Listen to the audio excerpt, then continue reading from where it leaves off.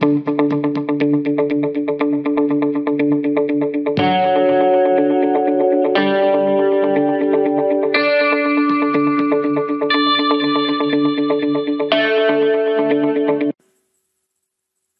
दोस्तों, मैं सुजीत जायसवाल आप सभी का स्वागत करता हूं अपने YouTube चैनल एक्सेल सुजीत पर। आज की इस वीडियो में हम दो चीज़ों के बारे में सीखेंगे। पहला है add leading zero before a number, हम किसी भी एक नंबर के आगे जीरो लगाना सीखेंगे। सेकंड है find range of a number using VLOOKUP, हम किसी भी एक नंबर का रेंज फाइंड करेंगे कि वो किस रेंज में फॉल कर रहा है VLOOKUP का यूज करके। आइए शुरू करते हैं। दोस्तों, आप सभी ने एक्सपीरियंस किया होगा कि एक्सेल में हम जब कोई नंबर लिखते हैं और उस नंबर के आगे अगर जीरो होता है, स्टार्टिंग में जीरो होता है, तो वो गायब हो जाता है। हम यहाँ पे एक नंबर लिखते हैं 001 और एंटर प्रेस करते हैं। आपने देखा कि आगे के जितने भी जीरो थे सारे गायब हो गए। ऐसा क्यों होता है? क्योंकि किसी भी एक स्टार्टिंग में अगर जीरो है, जीरो का किसी भी नंबर में अगर स्टार्टिंग में जीरो है तो जीरो का मतलब नहीं होता है। एक्सेल में हम कोई अगर डेटा टाइप करते हैं तो एक्सेल बाय डिफॉल्ट पता लगा लेता है कि वो क्या है, वो नंबर है या फिर टेक्स्ट है। तो जैसे कि आप जानते हैं किसी भी नंबर में स्टार्टिंग में अगर कोई जीरो है तो उसका कोई मतलब नहीं होता है। इसलिए हम अगर एक्सेल में कोई नंबर टाइप करते हैं और आगे अगर जीरो होता है तो एक्सेल उसको हटा देता है और सिर्फ जीरो से बड़े जितने नंबर हैं उन्हीं को ही रहने देता है। अब यहाँ हमें सीखना है कि हम जीरो कैसे लगाएं किसी भी नंबर के आगे। किसी भी नंबर के आगे जीरो लगाने के तीन तरीके हैं। पहला तरीका ये है कि जिस रेंज में, जिस रो कॉलम या जिस रेंज में आप ग्रुप ऑफ सेल्स पे आप काम कर रहे हो उसको सेलेक्ट करके उसका डेटा टाइप चेंज कर ले। वो कैसे? हम इस कॉलम में डेटा एंटर कर रहे हैं, हम इस कॉलम को सिलेक्ट करते हैं और कीबोर्ड पे Ctrl+1 प्रेस करते हैं। यहाँ भी इसकी जो डेटा टाइप है वो जर्नल है। यहाँ से हम आकर टेक्स्ट पे क्लिक करते हैं और इसको ओके कर देते हैं। अब इस कॉलम का डेटा टाइप हो गया और टेक्स्ट हो गया। अब यहाँ पे हम कोई नंबर टाइप करेंगे तो वो एज इट इज रहेगा, वो चेंज नहीं होगा, जीरो आगे से नहीं हटेगा, क्योंकि अब हमने इसको नंबर से टेक्स्ट फॉर्मेट में चेंज कर दिया है। ये है पहला तरीका। दूसरा तरीका ये है कि आप एक एपोस्ट्रॉफ कॉमा लगा लें और उसके बाद कोई नंबर टाइप करें। उस केस में आपका वो नंबर बाय डिफॉल्ट टेक्स्ट में चेंज हो जाएगा।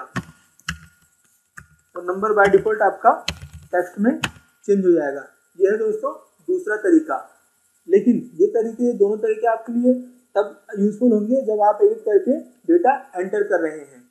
उस केस में क्या होगा, जब आपके पास कुछ नंबर ऑलरेडी पड़े हुए हैं लेकिन आपको उनके आगे जीरो लगाना है, उस केस में हम एक छोटे से फॉर्मूले का यूज करेंगे। वो फॉर्मूला क्या है आइए जानते हैं। इस फॉर्मूले में हम टेक्स्ट और रिपीट फंक्शन का यूज करेंगे।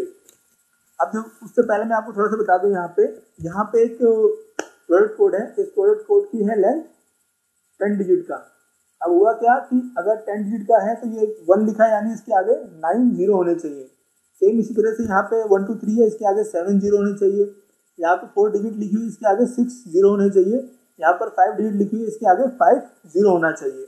लेकिन जैसे कि आपने देखा नंबर फॉर्मेट में है ये, इनके आगे जीरो था वो हट गया है। अब हमें इनके आगे जीरो लगाना है।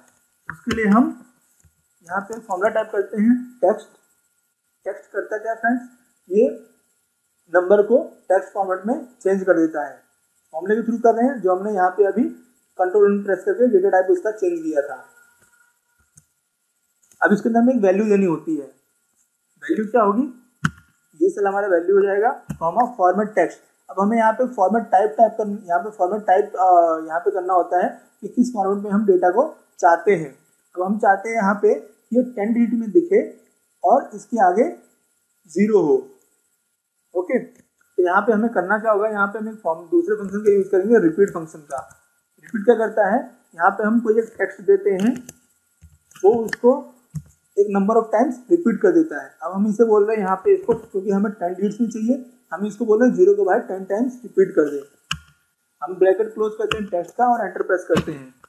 आपने देखा अब कि इसके आगे जीरो लग गए हैं जितने जीरो बचे थे। ओके, सो आप अगर हम इनकी लेंथ फाइंड करके देखें तो इन सबकी लेंथ आ रही है 10 डिजिट की। 100, अच्छा, इसका हमने अभी यहाँ डेटा टाइप हमने इसको टेक्स्ट फॉर्मेट कर दिया, इसलिए हमारा इसके यहाँ पे रिजल्ट नहीं आएगा। इसको हम सेलेक्ट करते हैं, कंट्रोल वापस जाते हैं जनरल पे, नंबर या जनरल आप कुछ भी कर सकते हैं। अब यहाँ पे आप टाइप करेंगे तो आपका इसकी लेंथ आ जाएगी। ओके, तो अब यहाँ पे आपकी लेंथ आ जाएगी, सबका जो लेंथ है सब में 10 डिजिट्स हैं। आइए अब समझते हैं फॉर्मूला वर्क कैसे कर रहा है। इसके लिए इस फॉर्मूले को हम इवेल्युएट कर लेते हैं। आप यहाँ पे देखेंगे जैसे हम इवेल्युएट फंक्शन पे क्लिक करते हैं, सबसे पहले जो इस सेल में जो हमने यहाँ पे टेक्स्ट में दिया था सेल में जो वैल्यू थी वो आ गई है। अब रिपीट फंक्शन पे जाएगा। अब रिपीट फंक्शन क्या किया, रिपीट फंक्शन ने 0 को 10 टाइम्स रिपीट कर दिया। अब यहाँ पे हो क्या रहा है कि हम टेक्स्ट को बोल रहे हैं भाई कि 1 को ना इस फॉर्मेट में कर दे, ओके, 10 डिजिट्स के फॉर्मेट में चेंज कर दे। तो हुआ क्या कि अब 1 के आगे 9 0 लग जाएगा। अभी ये 10 नंबर्स हैं और 1 आ जाएगा स्टार्टिंग पोजीशन पे और इसके आगे 9 0 लग जाएंगी। ओके, तो हमने इसमें उसको इस फॉर्म टेक्स्ट में इसको 10 डिजिट के फॉर्मेट में चेंज कर दिया है। अब इसको हम क्लोज करते हैं। आके लास्ट वाले को भी चेक कर लेते हैं। यहाँ पे आप देखिए हमने 10 टाइम्स 0 को रिपीट किया था, लेकिन यहाँ पे हमारे 5 0 आ रहे हैं और 5 नंबर्स आ रहे हैं। ऐसा क्यों हो रहा है, इसे दोबारा समझते हैं हम। B7 में जो वैल्यू वो आ जाएगी, तो रिपीट फंक्शन 0 को 10 टाइम्स रिपीट कर देगा। अब हम टेक्स्ट फंक्शन को बोल रहे हैं भाई इस नंबर को इस फॉर्मेट में दिखा। अब यहाँ पे कितने डिजिट है, 10 डिजिट है और यहाँ पे 5 डिजिट है, तो 5 डिजिट तो आएगी और इसके आगे 5 0 लग जाएंगे। देखिए सेम हमारा रिजल्ट आ गया जो हमें चाहिए। तो ये आपका फॉर्मूला है। अगर नंबर्स पहले से लिखे हुए हैं और आप उसके आगे 0 लगाना चाहते हैं तो आप इस फॉर्मूले का यूज करके बड़ी आसानी से 0 लगा सकते हैं। आइए चलते हैं नेक्स्ट एग्जांपल पे। अब यहाँ पर देखिए हमें यहाँ पे इस नंबर का रेंज फाइंड करना है। यहाँ पे हमारे पास एक रेंज की टेबल है कि किस रेंज में ये नंबर फॉल करता है। उससे पहले मैं आपको बता दूं कि हम VLOOKUP का यूज़ करने वाले हैं। और VLOOKUP का जैसे VLOOKUP के बारे में आपको पता होगा कि VLOOKUP के 4 पैरामीटर होते हैं। पहला है लुकअप वैल्यू, दूसरा है टेबल एरे, तीसरा है कॉलम इंडेक्स नंबर और चौथा है रेंज लुकअप। रेंज लुकअप 2 तरह के होते हैं। रेंज लुकअप यहाँ पे 2 तरह के होते हैं। पहला है अप्रॉक्सीमेट मैच, दूसरा है एग्जैक्ट मैच। आप नॉर्मली अगर VLOOKUP का यूज़ करते हैं तो आप जनरली एग्जैक्ट मैच का यूज़ करते हैं। यहाँ पे 0 सेलेक्ट करते हैं, लेकिन यहाँ पर हम 1 अप्रोक्सीमेट मैच का यूज़ करने वाले हैं, इसलिए हम यहाँ पे 1 टाइप करेंगे और जो हम यहाँ पे फाइंड करना चाहते हैं वहाँ पे अप्रोक्सीमेट मैच ही हमारी हेल्प करेगा नंबर को फाइंड करने के लिए। क्योंकि हम यहाँ पे 50 का हम एक रेंज फाइंड कर रहे हैं कि 50 किस रेंज में फॉल कर रहा है। और जैसे कि आप जानते हैं अगर हमें एग्जैक्ट मैच का यूज़ करें तो हमें यहाँ पे हमारा डिजायर्ड रिजल्ट हमें नहीं मिलेगा। इसलिए अब हम यहाँ पे क्या करने वाले, इसलिए हम यहाँ पे अप्रोक्सीमेट मैच का यूज़ करेंगे। अब अप्रोक्सीमेट मैच का यहाँ पर यूज़ करने से पहले हम समझ लेते हैं अप्रोक्सीमेट मैच वर्क कैसे करता है। इसके लिए यहाँ पे नीचे हमारे पास टेबल है और हम इस नंबर का ये फाइंड करेंगे कि जो हमारा इस टेबल का जो सेकंड रो में जो वैल्यू है, सॉरी सेकंड कॉलम में जो वैल्यू है उसको हम यहाँ पे फाइंड करेंगे। VLOOKUP फंक्शन का यूज़ करके तो वैल्यू लेते हैं, कॉमा लगाते हैं। अब यहाँ पे हम टेबल एरे लेते हैं और टेबल एरे को हम लेते हैं और इसकी रेंज को फ्रीज कर देते हैं फंक्शन की F4 प्रेस करके, कॉमा लगाते हैं। कॉलम इंडेक्स नंबर हमारा 2 होगा क्योंकि सेकंड कॉलम में वैल्यू चाहिए टेबल के, कॉमा। अब यहाँ पे हम लेंगे अप्रोक्सीमेट मैच के लिए 1 टाइप करेंगे, ब्रैकेट क्लोज करेंगे और एंटर प्रेस करेंगे। नीचे के सेल्स पे जाएंगे, कंट्रोल D प्रेस करेंगे, सभी के आगे वैल्यू आ गई है। और आप देखिए यहाँ पे हो क्या रहा है, 2 के आगे यहाँ पे 2 को फाइंड किया, 2 मिला, B आ गया। 4 के आगे देखिए C आ रहा है और यहाँ पे कोई 4 है नहीं। ओके, फिर भी यहाँ C क्यों आ रहा है, यहाँ पे 3 के आगे C था बट यहाँ पे 4 के आगे C आ रहा है। ये क्यों आ रहा है हमारा रिजल्ट, ये आ रहा है अप्रोक्सीमेट मैच की वजह से। ओके, अब अप्रोक्सीमेट मैच वर्क कैसे करता है।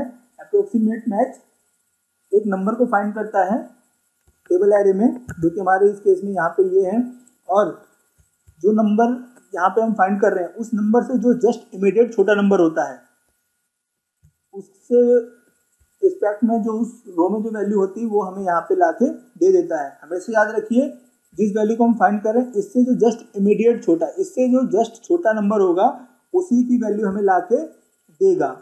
सेम इसी तरह आप देख सकते हैं कि 6 में भी C आ रहा है, क्योंकि 6 से जो जस्ट छोटा नंबर है वो है 3, 4 से भी जो इमीडिएट छोटा नंबर है वो है 3, और 6 से भी जो इमीडिएट छोटा नंबर है वो है 3। इसी तरह से यहाँ पर 22 की बात करते हैं, 22 यहाँ पे एग्जैक्ट मैच हो जा रहा है, सेम उसे मिल जा रहा है, इसलिए यहाँ पे y आ रहा है। 24 की बात करें तो 24 से जो जस्ट इमीडिएट छोटा नंबर है वो है 23।